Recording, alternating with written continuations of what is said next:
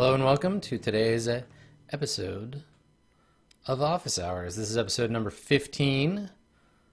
And who the hell is this guy and what the hell is Office Hours, you might be asking yourself? Well, I'm Adam Coble. I GM a lot of role-playing games. And what's this? This is Office Hours. It's a show. It's a show where you ask me questions about game mastering tabletop role-playing games, and I answer them for you. And that's how that goes. So that's what we're going to do today. I've got 3 questions from the audience, and y'all have recorded your lovely voices for me, and let me know what your conundrums are about role-playing games. And we run the gamut of questions. Sometimes we talk about the social aspects of role-playing games. Sometimes we talk about rules stuff. We talk about hacking. We talk about game design. So all of this stuff makes up the discipline of being a tabletop RPG GM. And today we're going to look at a few pieces of advice that can be applied to just about any game that you want to play. So got some good questions. Let's go ahead and give them a listen, shall we? I think we shall. Let's give it a listen. Hey Adam, how are you doing today? My question for you today is, I've been trying to get into role-playing games for a couple of years now, but I can never find a group of friends to actually play with, or I don't feel comfortable playing with random strangers over the internet. Would it be easier for me to try to learn the mechanics of a game to be a GM and then invite friends to come play that game with me and then teach them the mechanics? And if so, how would I go about learning those mechanics or anything like that with no roleplay experience? All right. So, how to get started with role-playing games? This is a great question because often when people ask about getting started with role-playing games, the common response tends to be, well, just find some people that you can play role-playing games with on the internet. There's lots of them. The internet's full of nerds, right? But that doesn't work for everybody. So the advice then becomes, find a group in your hometown that already plays, right? Just pop on down to the old FLGS and throw your name in the proverbial hat. Play some Dungeons and Dragons. But that doesn't always work either, because maybe you don't have a friendly local gaming store. Maybe you live in Yellowknife. I don't know. Is there a game store in Yellowknife? There might be. Point being, maybe you don't have access to those resources. Or, like Echo One Scout here, maybe you just don't want to play a game around folks you don't know. It can be very scary or intimidating or just anxiety-inducing to try to do something you've never done before in the company of people you don't know. So what Echo One Scout is suggesting here is maybe learn a role-playing game on your own and then get some of your friends to play with you, or make a group out of nothing. That's certainly an option, but the trick is how best to learn a role-playing game, right? Where do you get started? Because RPGs are a funny thing, right? Like, okay, so some things, like putting together IKEA furniture or learning the secrets of Mount Wudan, we can learn from instructions. We can look at a manual, and the manual can say part A fits into tab B, and then pretty soon you have a nice set of shelves, right? Some things you can learn with instructions. Some things require some kind of additional explanation to get it right. Like an example, or the ability to compare and contrast the end result with what you're learning. Now, RPGs are weird because RPGs are both instruction manuals and finished pieces of art in and of themselves, right? Because they're built to both inspire creativity and to encourage you to create, your IKEA shelf but they don't tell you what that shelf is going to look like. They're more like a toolbox than they are an instruction manual, right? You're not going to end up with the same thing, and by the time you're done, you're not going to know if you did it right really in the first place. But what complicates RPGs even more is that role-playing games are part of an intrinsic oral history, right? There's a tradition of games being passed along from Gary Gygax unto us over history, right? A lot of us learn role-playing games from being players in another GM's game. But if you want to just jump in and be a GM, you're coming at it from a very different angle. That can be really tricky. Now, my suggestion here, and we'll talk about this. So some of us, like me, learn role-playing games from engaging with the book first and having this curiosity about what you can make out of this thing. We absorb the art, we read the words, we use our imagination to formulate what it might look like when we have to make one of these mysterious things called a saving throw, or what fictional circumstances might incur a OB5 sword test. I feel like this is probably true. This is probably a universal thing, or nearly universal. If you read a role-playing game book, as you're reading it, you're constantly theorizing, what will this be like at the table? What will this game feel like when I play it with other people? And maybe those other people are hypothetical, but you're doing that. You're trying to imagine the applications of this game. And with a 400-page rule book, that can be very difficult, right? The whole game is a hypothetical in your mind.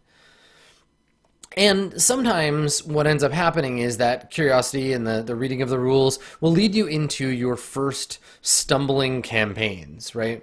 Like for me, I tried to play AD&D without really knowing how it worked, and I screwed it up colossally, right? I didn't do anything right. The manual was there, but it didn't really click for me until I'd had a chance to take it out and run through it and see how slot A and tab B interacted, right?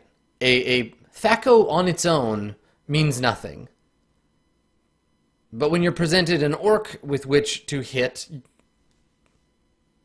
with your sword, then THAC0 becomes contextual, and role-playing games are all about context. Now, I think that it's harder to learn role-playing games this way. I think this is hard mode, right? Easy mode is to have someone else teach you, but everybody learns differently. And the problem with the more traditional oral tradition version of this is that if someone teaches you a game, you're picking up everything that they have habitually worked into their GMing and their interpretation of the rules, not just the rules in and of themselves. And that can be very dangerous if you want to get the game right. Theoretically, a role-playing game should teach you, just with the rules, how to do the game correctly. But not all games are written well. Some games are bad. Many games are bad. There are bad role-playing games out there. If you're learning how to play one of those, I'm sorry. It's probably not helping you very much. I think to really be successful as something whose knowledge can get passed from one person to another, a game has to be as clear in the text as it possibly can. It has to have illustrations, not drawings, but illustrations in the text of what at the table play might be like, and then it can rely on the people playing it to pass it along correctly. The harder the rules are to interpret, the more likely someone's going to make a mistake, the more likely that mistake will get passed on. Now, ideally, you'll have access to all of this stuff. You'll have access to other people who are playing this game as well. But start with the rule book, right? Find a game you're curious about, read the text, and take it slow, right? Don't read it like you'd read a novel. Read it in small chunks, make notes. If something confuses you, write it down, but don't try to work it out now, and come back and review. Treat it more like a textbook. Let your brain imagine these fictional games that might occur in the future. Try to create examples of when you might use rules. Absorb the book, but recognize that every RPG is just sort of part of a larger equation. It's going to feel familiar when you hit the table, but it's going to feel different because other people's play preferences, at the table applications of games are always very different. And I'm looking at you, Burning Wheel, because Burning Wheel, the book, and Burning Wheel, the game at the table, in my mind, don't, it's not they don't match up, but they feel very different, right? I can look at all the disassembled pieces of a car and I can drive a car down the highway, but they're two very different experiences. Now, we're living in an age, as I record this, if you're not watching this in the year 2200, on some YouTube archive from the distant past, we're living in an age where watching someone else GM a game and then engaging with them directly about that game is both possible and easier than I think it ever has been in the past, right? So YouTube, Twitch, podcasts, nice easy way to find someone who's already playing the game that you want to learn and watch. Now remember, and I'm talking about me here too, remember, GMs make mistakes. GMs interpret rules in ways that you maybe don't understand or that the designer didn't intend. People hack things. So ask questions, right? Hopefully the person playing the game knows where they're drifting the rules. They're not just drifting them by accident. So you can do that to shadow another GM without actually having to interact with them, right? You don't have to like sit at their table. You don't have to watch them. You don't have to intrude. You're able to just passively absorb someone else's content to get your head around the practical applications of the things you've read about. This is essentially like a replay, but it's not in the book. It's external to that. And hopefully the game you want to learn has something like that you can access. Having that space to ask questions, knowing what kind of questions you want to ask is going to come from reading the rule book and making notes.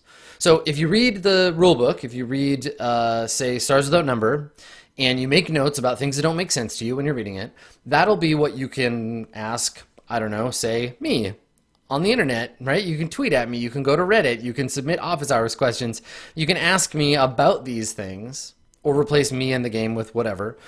And you know what to ask because you've made notes about what's confusing you. But eventually, there's going to come a time when it's going to be time to actually play the game. And honestly, for me, the best way to do this if you're feeling anxious is to find other friends who might not already have RPG experience and show them this cool thing you're excited about, right? Because playing games with people who are already nerdy and already your friends, but not RPG fans, or at least not necessarily fans of this particular RPG, gives you a little bit of freedom to share that learning load together. You're working together to learn a game.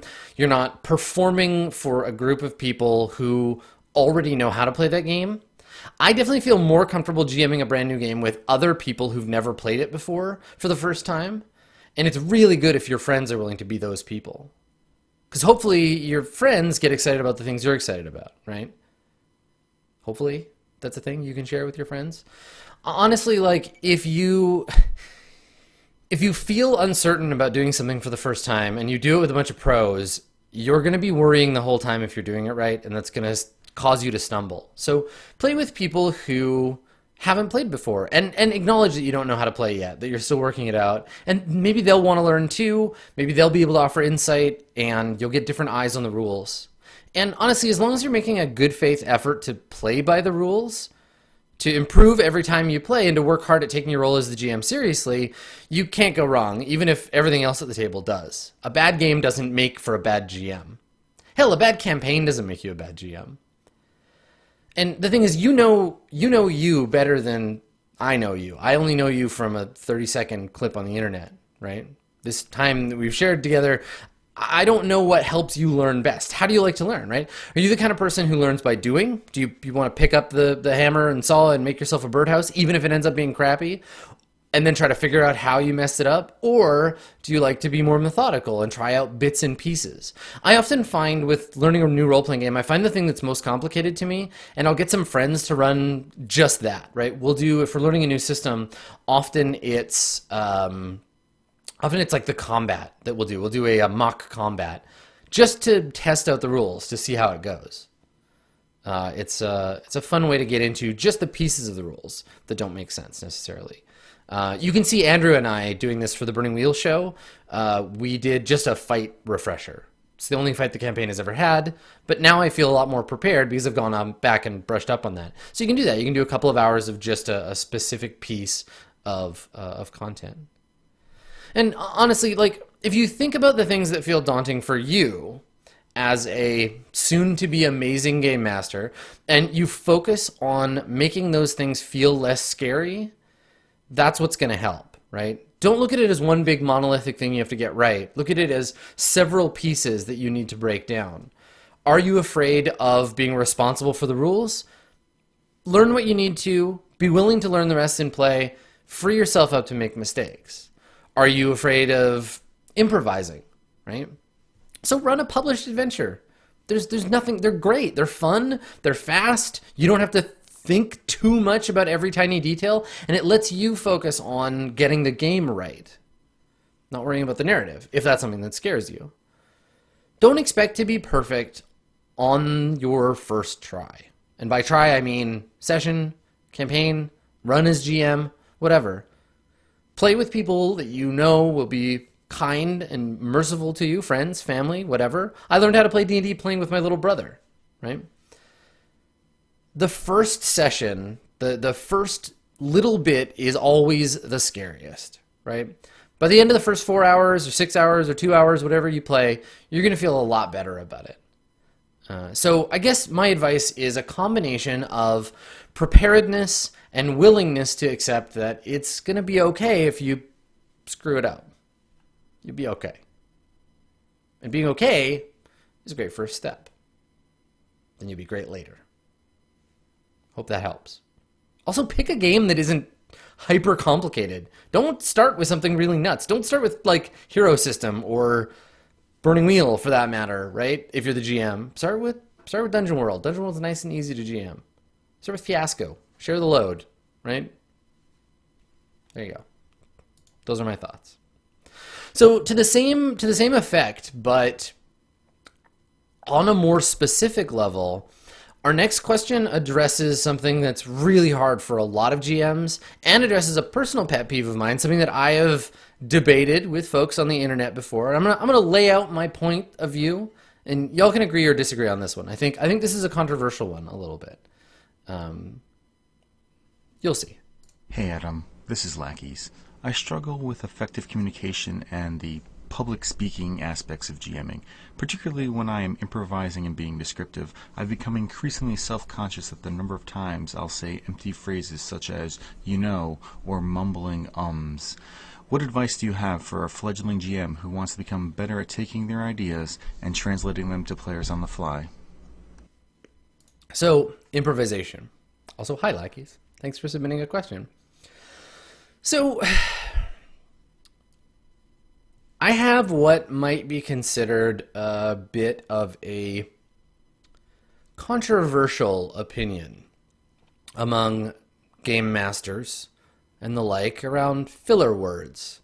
Phrases like, you know, and as someone whose job is 95% improvisation in a space where dead air is considered cringy and where vocal cues of silence are very important, I think that filler words are very, very useful for a couple of reasons.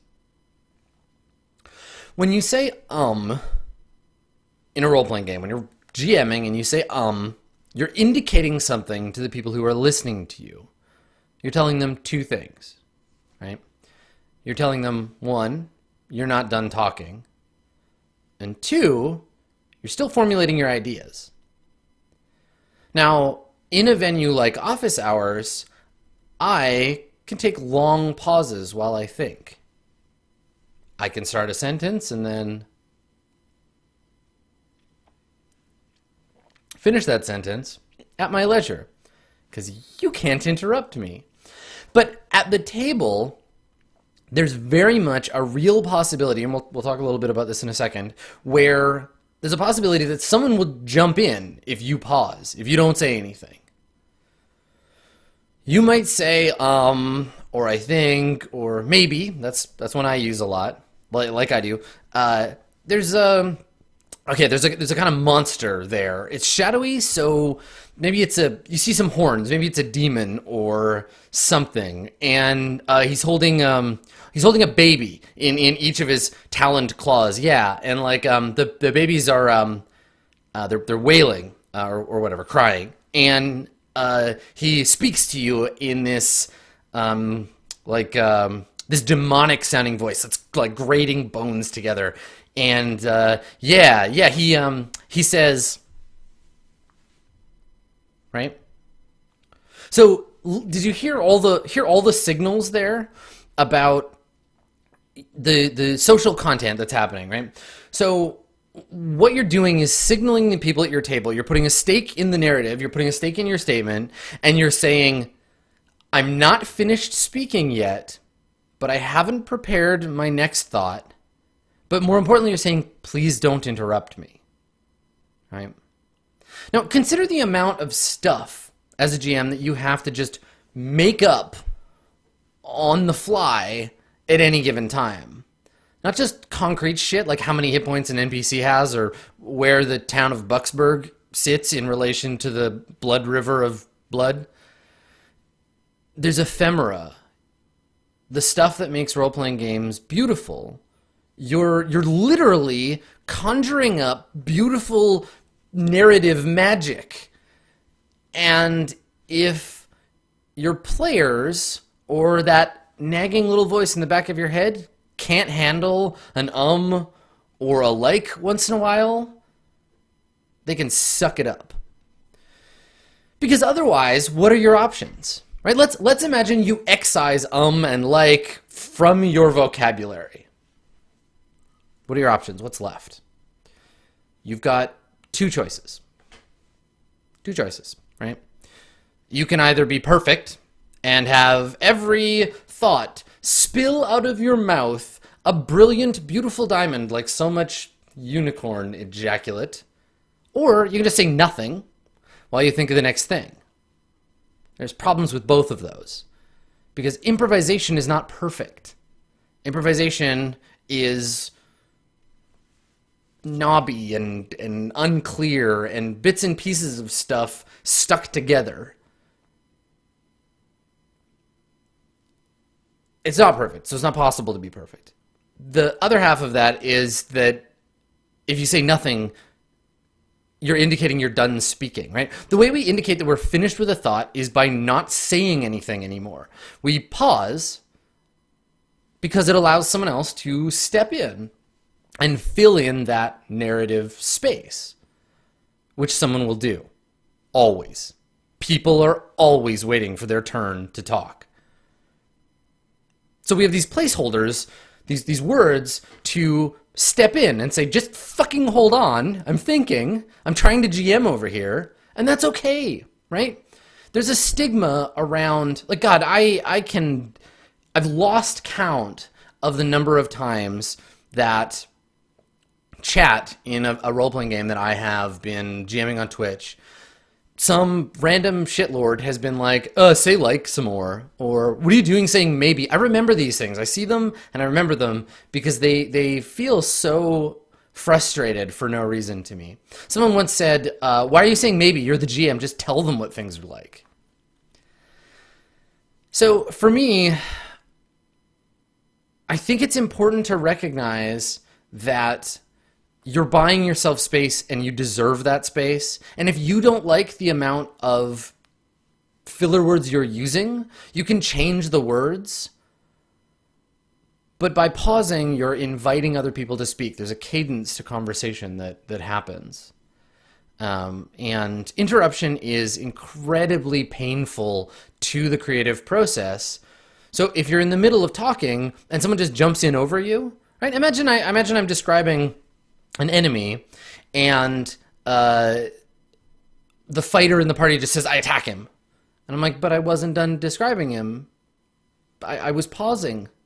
I was pausing and thinking of the next thing. It's hard because then you lose track. And obviously, as you play more and as you get more comfortable, because I think the comfort thing is a fundamental aspect of this question we'll address in a second. But as you get more comfortable, you're going to improvise faster and you'll use those words less, but don't beat yourself up over using them now. And consider, too, that not everybody is fluently trained in the language that they're using to GM, right? If you're GMing in English, because most of your group speaks English, and Spanish or French or German is your first language, you might need a little bit more time to remember how to translate your beautiful, magical unicorn thoughts into the language the table speaks, right? So it's shitty to enforce that. There's lots of reasons why people need to have filler words, Tourette's, people have trouble with stuttering. All these things are things to be sensitive about when we try not to police each other's GMing or conversation, right? So give yourself some space to do this. And if your players are complaining, which honestly it doesn't sound like they are, this feels like a self-inflicted pressure. But if your players are complaining, then they can suck it, is what they can do. But for self-improvement purposes, you're going to want to start to feel more confident about it, right? You're going to want to build that confidence. And for me, the best way to do that, the way I've done it, is to talk to yourself. Seriously, it sounds silly, but just commit to a habit of talking to yourself out loud, in your head, whatever. You can practice silly accents. You can think about more mellifluous methods to manufacture your magic. You can just get comfortable with your own GMing voice. You have one, right? I'm gonna tell you an anecdote. I'll tell you a story, a little real short story. This is something that stuck with me from one of my players. So, okay, I was at a party, like a dinner party, with some friends of mine, and a close friend of mine who I had GM'd for a bunch, and I were having let's say a heated conversation about something that we disagreed about. Now, this friend of mine and I have had lots of polite, heated conversations about things, and we were having this debate about something. I don't remember what it was, but partway through, my friend Tyson, partway through a sentence, he said to me, "Oh, hold the phone. Don't use your damn GM voice on me. You are not the dungeon master of this conversation." And that stuck with me, right? That's really stuck in my head, that I have a voice that I use. I have a cadence and a pitch and a tone when I'm GMing. I'm using it right now, right? It's also kind of my streaming voice. People who are used to hearing me talk on stream or used to having me GM for them find that I'm a lot quieter. I project a lot less, and I'm a lot less authoritatively performative in person, except sometimes. Apparently sometimes I try to dungeon master my friends. But we all have a GM voice, right? And yours, whether you're comfortable and familiar with it yet or not, is authoritative, and it's beautiful and it's powerful, and you just have to find it, right? Listen to anybody GM, right? Listen to them. I have one. Steven's got a GM voice. Chris Perkins, Matt Mercer, all of them, we have GMing voices. And I don't just mean like silly voices that we do. I mean the way that we speak authoritatively, the way we project. It's a thing that we all work together to bring up. And to become game masters, right? To become better, because a GM needs to be listened to be effective. It's not just your normal voice necessarily, and you and your GM voice need to get intimate with one another. And you can do it with practice. You describe stuff in your head, talk to yourself, read things out loud. Right? You want to practice an NPC voice? Go to Twitter and just read a bunch of tweets in the voice of an NPC you like playing. I do this with Mamban and Dr. Grigori all the time. Constantly. It's fun, right? So practice that. And something else that I think is really helpful for you, or at least again for me, and I hope will be for you, is be really mindful of the conversations you have outside of gaming, right? Be mindful of how you and your friends communicate with one another. Next time you're talking with a friend or your friends, think about and pay attention to the flow of conversation. Listen to the way people talk and how the metaphorical ball of the conversation gets passed back and forth between participants. Listen, like really listen to your friends speak. Take notice of how, while someone at any given time could be holding the attention of everyone else in the conversation, they're not necessarily on stage or on a podium. Attention shifts quickly between people when we signal that we're done talking. It's how it works with RPGs too.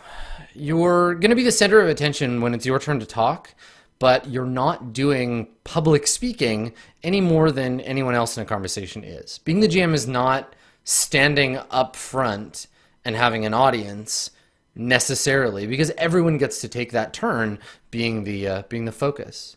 We all get to have the attention of the group when we're speaking about something that we are an expert on in that space. And you, as the GM, you're an expert on the world. You're an expert on the NPCs and what they want and are doing. And the players are experts about their characters. They know more about their characters than anyone possibly could. And so when it's their turn to speak, and when they're speaking, they're the ones who are public speaking, essentially, right? They're the ones in the spotlight. And everyone gets a chance to share that expertise, but you're not responsible for being entertaining or delivering a big speech or anything like that. It may feel like that pressure is there, but it isn't, really. A lot of that comes from these kind of outmoded ideas we have about the authoritative stance of a GM and how the GM is supposed to be in charge of everything, and you're not. You're only in charge of you and what you feel like you need to say. I mean, as with everything else in GMing, you've done the right thing by starting out figuring out what makes you feel uncomfortable, and you're doing work to move past that. Give yourself time and be kind to that little GM voice, because eventually it'll grow from a nervous little seedling into a great mighty oak that you can then hang your players from. So our last question for today comes from someone who is looking for a way to use their inspiration in a campaign, but in a way that doesn't feel quite so obvious. I think this is something that when we have ideas, we tend to think that they're not as interesting, or maybe that their motivation or ideas are clearer to people than they actually are. We'll let the question asker. Hello Adam, Super Ego here. My question is, how can I borrow from other cultures' stories and myths without being too on the nose about them and what story that I'm actually using? For example, the next chapter my adventures will be going through involves a cult of predominantly gnomes trying to kickstart Ragnarok by creating a magic mechanical Hathi and Skali. Sorry about the pronunciation. I still want the gnomes to have a Nordic flavour, but I don't want my players to know instantly, oh, the Nords, it must be Ragnarok. Cheers and thank you for listening. My pleasure, Super Ego. Let's see if I can help you out with this. So, yeah, I mean, okay, unless you just name everything. Also, Kickstart Ragnarok, I would not back that Kickstarter. I'm just saying. Don't kickstart Ragnarok. But anyway, the thing here is that, like, first and foremost, you are being, I think, more subtle than you think you are. Now, I don't know the specifics and stuff, but as long as you're not using proper names, you can obfuscate a lot of this stuff without trying too hard. But I want to talk a little bit about generally using real-world stuff in your game, right? So I think, personally, IMO, it's fine to borrow and repurpose and steal from existing mythology, right? So first off, don't feel too bad about wanting to use, say, Norse mythology in your game. It's not an inherently negative thing to explore existing human mythology and just wholesale rip it off for a fantasy context. Loads and loads of famous authors and GMs and TV shows and whatever have done this. It's just straight up. Role-playing games do this shit all the damn time. Now, you weren't asking me for permission to do it. You were asking how to borrow from myths and cultures without being obvious about it. But before we get into that, we'll talk about the heavy part of this. We're going to talk a little bit about how to do this appropriately. How to do it with a sense of fairness and justice to the thing that you are interpreting. Right? So, if you're playing a game set in the real world, or some nearish analog like, say, Urban Shadows, or any of the White Wolf games, or a sci-fi game set in the distant inheritor of our world like Swan Song, it can be really easy to use a real-life cultural thing as a way to spice up a character or a situation or your setting. It can be really tempting to just introduce, Islamic space empire, or make a magician in your game based on Sikh mystical tradition. Because, those things seem like interesting diversions based on your accent and my experience and the culture from which most of the games that we play springs. Those things can seem like interesting diversions from a fairly European or North American centric kind of like white space. Role-playing games were made in Middle America and are most popular in America, and so the games that we make and play are of that cultural space. So it can be really easy to be like, cool, I want to play someone from the mysterious East, right?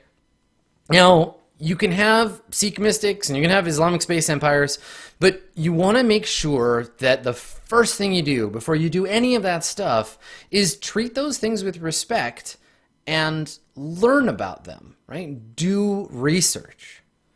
And there's lots of good reasons to do this.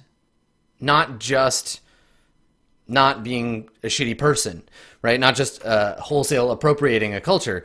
The idea behind doing this, the reason why we engage in research on these things, is because it's going to improve our GMing from the get-go, and it's going to allow us to do a better job emulating these things in a fictional space.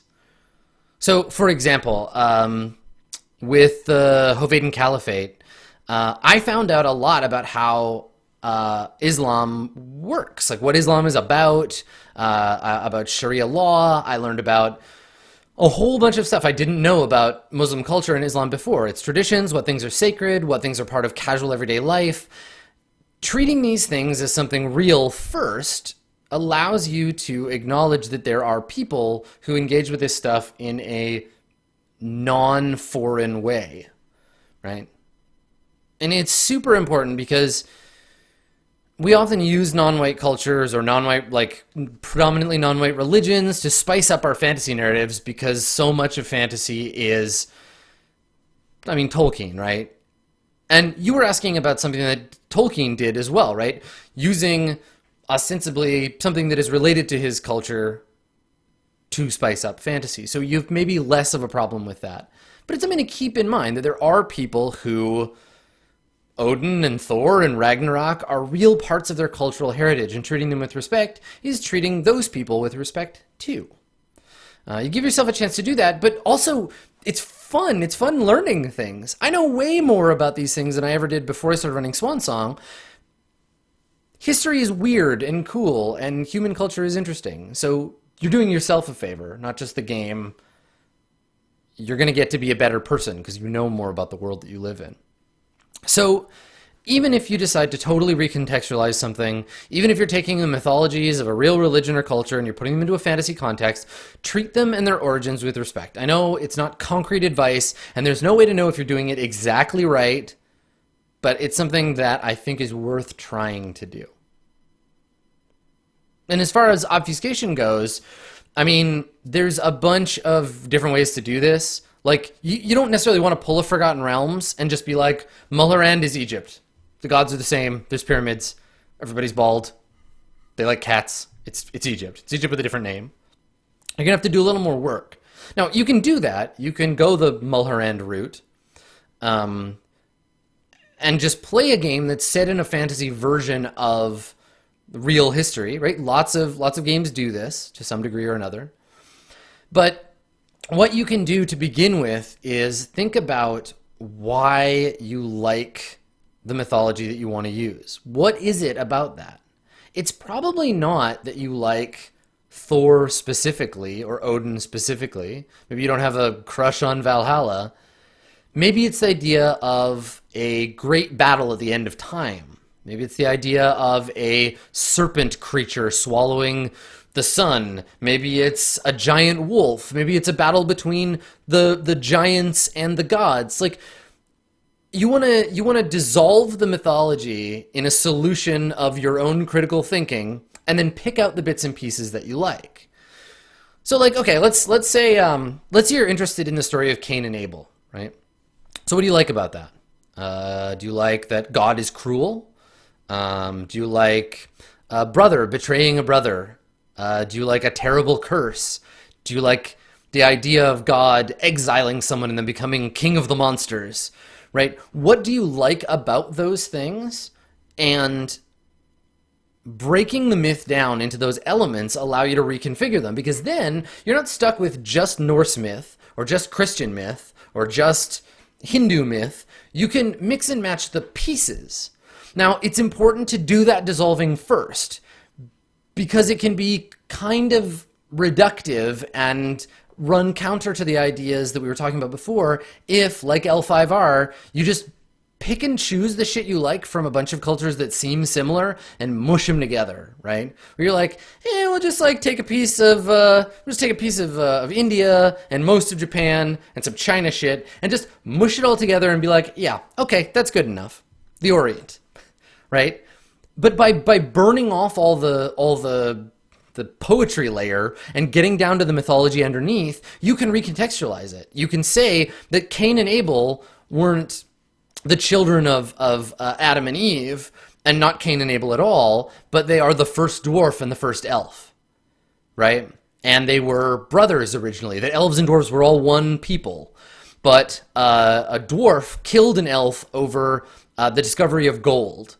And that's why in elven civilization, gold is cursed, and why those two people traditionally have been at war, right? And we've talked before about monoculture and stuff like that and how to avoid them, but you can break these things down, and that's going to make it even harder for your players to recognize exactly what you are doing, right? So, reconfiguring. Thinking about pillars of salt, wolves eating people's hands, beings emerging from a lotus in their creator's belly button. They're all really cool, but they're even more fun when you get to break them down and mess with them in sort of building block sets. Make them into Lego and then make your own mythology out of those things. Because honestly, human culture, while it is very interesting, isn't super creative, right? You'll find patterns in all human cultural stuff. These things will just come up time and time again. And you can use them and mix and match them kind of however you like. And the better you get at it, the more you can use from various stories and cultures and fables that interest you. If you want to do some homework, you could do a lot worse than reading like Joseph Campbell or Carl Jung or Christopher Booker. They're all authors that have interesting things to say about myth and story. So you could check them out. Check their work out, archetypes. Think about the ways that the bits and pieces of story fit together. And when you're able to understand the building blocks of stories, you're going to become a better storyteller yourself. You're going to be a lot more confident using those things to construct your world and to understand the things that are happening in it. So while I'm sure that Ragnarok and your gnomish end of the world is a cool idea, I think you can do better for them. You can give those gnomes something like Ragnarok, but more interesting. Something more purely you and your table and your story. And in the process, you're going to learn a lot about the real world and its history too, which is cool, right? But seriously, like, just to throw like cast a little bit of aspersion, Forgotten Realms and Warhammer Fantasy both do this in the laziest possible way. Like, just so straight up lazy. So if you want to see a way to do this, I don't want to say badly, but like with the least possible amount of effort, go read about the mythology of the Forgotten Realms. Go take a look at the old world in Warhammer. They're still fun, but like, okay, Bretonia, we get it. You're France. So yeah, there's a lot of mythology out there, and not all of it is written fictionally to be used this way. But you're a GM. That's your job. You just mix and match stuff. So that's it for today. Those are our questions. Those are my answers. I hope that they were enlightening for you. I hope you learned something, or at least got some ideas or some confidence for your next session. I'm going to continue, as we always do, with office hours. It will be up on YouTube on Thursdays, 10 o'clock, like we usually do. So you can check it out on my YouTube channel. And if you want to get involved, go to www.adam-koble.com/office-hours, and you can submit a question, and I will answer it in the order it was asked. Thanks for coming, everybody. I hope you had a good time. I know I always do. And I will see you for the next office hours. Bye-bye.